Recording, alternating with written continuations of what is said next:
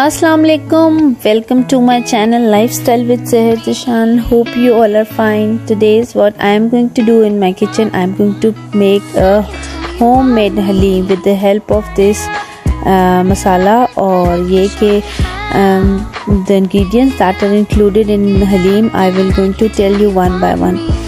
तो इसे स्टार्ट करने से पहले आप लोगों के पास ये चीज़ें मौजूद होनी चाहिए।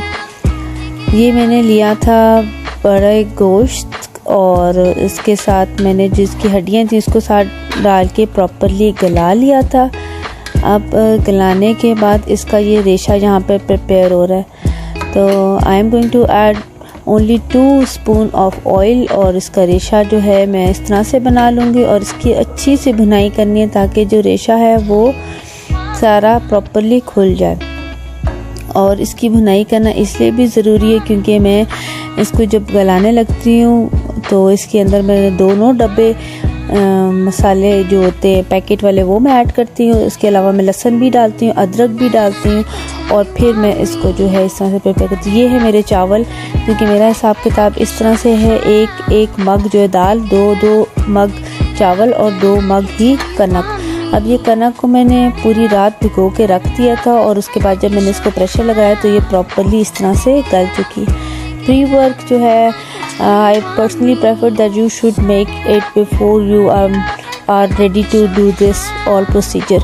और ये सारी यखनी निकल चुकी थी तो अब ये यखनी को मैंने साइड पे रखा हुआ है। तो मैं इनके जो भी बोन्स हैं और अनवांटेड है वो मैं इससे रिमूव कर दूँगी और इसकी यखनी को प्रॉपरली यूज़ करूँगी।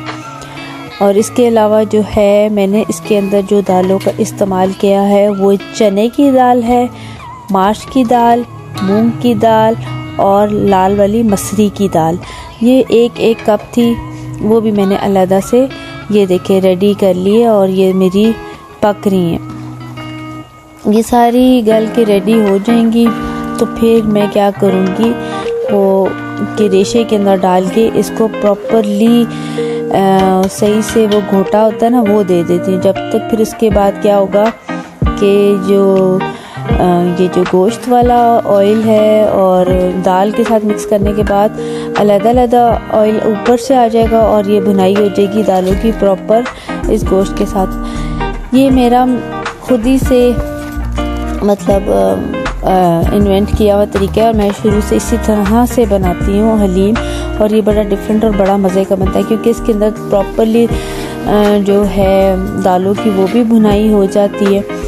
और मुझे तो बचपन से ये याद पड़ता है कि हलीम जो हमारे घर में मुहर्रम पे ज़रूर बनता था ना, तो वो भी इसी प्रोसीजर से सारा गुज़र के बनता था।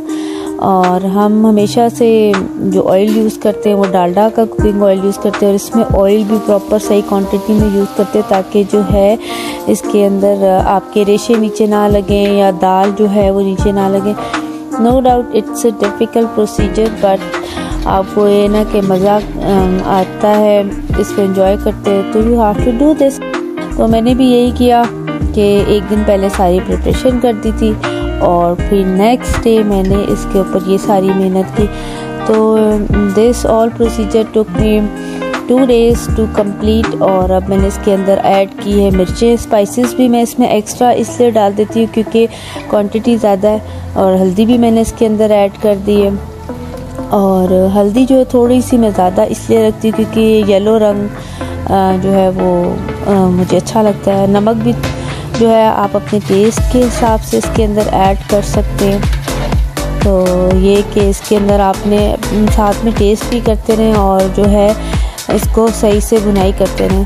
अब इसका भुनाई का ये है कि इसमें पानी सारा खुश्क हो रहा है तो ये देखने से बाहर ऐसे स्टीम सी आ रही है। तो बस अब मैंने कहा कि चलो अब इसमें से दाल ऐड करते हैं इसके अंदर। अब दाल के अंदर पानी है लेकिन ये बड़ी केयरफुली और आपको बहुत ध्यान से सारा काम करना पड़ता है क्योंकि ये काफ़ी बल्क के अंदर बनता है। अगर आप भी इसको एक बड़ा मग जो हम जिसमें चाय पीते हैं वो लेंगे, पाव से भी ज़्यादा का बनता है, तो समझे किलो से ज़्यादा की आपकी दालें होगी। ठीक है, दो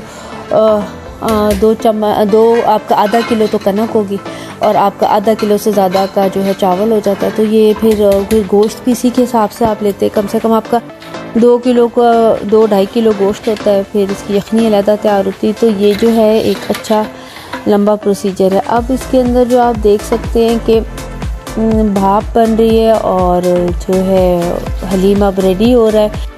तो अभी तो ये खैर इस स्टेज के ऊपर पटाखे नहीं मारता, जब ये प्रॉपर भून जाता है और इसके अंदर अब इसको पकाने के लिए रखते हैं। जब लेस बननी शुरू होती है और रेशा मिक्स होना शुरू होता है, तब ये बड़े गंदे पटाखे मारते हैं।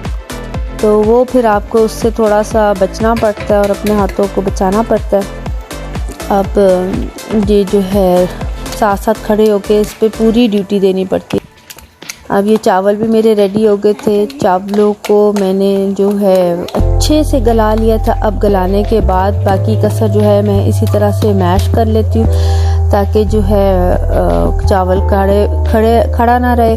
लेकिन ना इसमें आपको एक बात बताऊँ, इतना पकना होता है, इसमें इतना पकना होता है, आपका ऑलमोस्ट ये 4 to 5 आवर्स आपका ये प्रोसीजर होता है सिर्फ पकाने का, ये दालों को भूनने के बाद। ये देखिए अब दालें भून रही हैं और ये रेशे के अंदर इस तरह से मिक्स होती जा रही हैं। अभी मज़ीद करेंगे हम, दालों को और भी भूनेंगे, फिर चावल हम बाद में डालेंगे।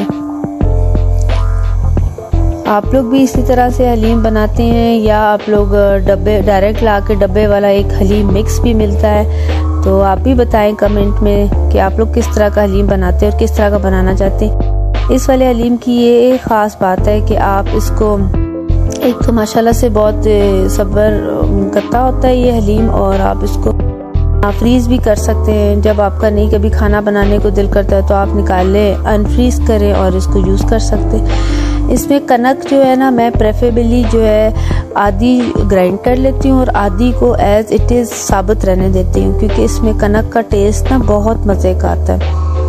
और कनक जो है, इसके अलावा मैंने पहले ना एक ज़माने में मैं जब बनाती थी हलीम, तो मैं उसके अंदर कनक के साथ साथ ये क्वैकर का दलिया मिलता है जो कि जौ का दलिया होता है, वो भी मैं ऐड कर देती थी। बस वो आखिर में आपने स्प्रिंकल करके ऐसे यूज़ करते जैसे आप धनिया डालते, क्योंकि ये इतना खौल और रहा होता है और इतना गर्म होता है कि वो क्वैकर का दलिया टेस्ट बहुत अच्छा निकालता है और वो फूल भी जाता है। तो आप उसके अंदर ये भी ऐड कर सकते हैं। Haleem you know it's Pakistani dish but it is full of grains, you can add as much grains as you can. तो वो आपको एक अच्छा सा मज़े का फ्लेवर भी निकल आता है, तो आपके अंदर एक कंप्लीट एनर्जी भी आ जाती है। ये आपको पता है it's a complete diet in a food meal, तो आप इसको बच्चों के लिए हेल्दी तौर पे यूज़ कर सकते हैं। मेहनत करनी है तो मैं तो सबसे बड़ा अपनी सास का निकाल के, ये जो मेरी सास का देचका है इसको मैं यूज़ करती हूँ। मेरी शादी की देचकी हैं लेकिन वो थोड़ा इससे एक छोटा साइज़ है, तो फिर मैं यही वाला यूज़ करती हूँ हमेशा से, क्योंकि इस पर मुझे थोड़ा आइडिया हो गया, तो ये मेरे लिए फिर आसान रहता है। लेकिन बस इसके साथ मेहनत करना और आपको पूरा डिटर्मिनेशन के साथ खड़ा होना ये बहुत ज़रूरी है, क्योंकि अब मौसम हो गया था अच्छा और वो गर्मी का सीन वीन ख़त्म हो चुका था। तो फिर मैंने इस हलीम में हाथ डाला और हलीम को प्रिपेयर करना शुरू किया। और अब मैंने सारी चीज़ इसके अंदर डाल दी। अब मैंने कहा चलो इसमें कनक भी डाल दी जाए, क्योंकि कनक अब मैं साबित डाल रही हूँ इसके अंदर, और थोड़ी सी ग्राइंड करके भी डालूँगी। तो ये कि अगर आपका जो हलीम है वो गाढ़ा होना शुरू हो जाए तो आप पानी अलहदा से साइड पे गर्म करके रखें और ठंडा पानी नहीं यूज़ करना। जब ये रेडी हो जाएगी इसको हम इंजॉय करेंगे। आज मैं बहुत थक चुकी थी, तो आपका मेरा साथ यहीं तक का था। मुझे दें इजाज़त, अपनी दुआओं में याद रखें। कमेंट में ज़रूर बताएं कि आपको मेरा हलीम कैसा लगा। ओके जी, टेक केयर, अल्लाह हाफिज़।